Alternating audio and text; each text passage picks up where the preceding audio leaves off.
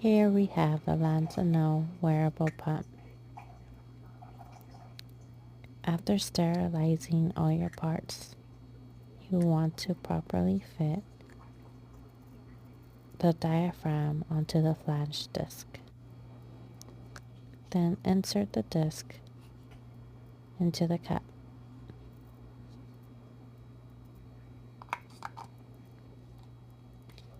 Make sure that the cup and the disc are sealed properly all the way around.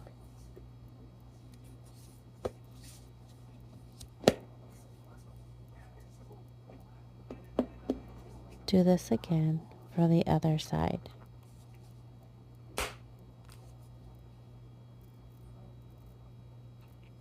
Make sure your Lansinoh is fully charged and ready to wear.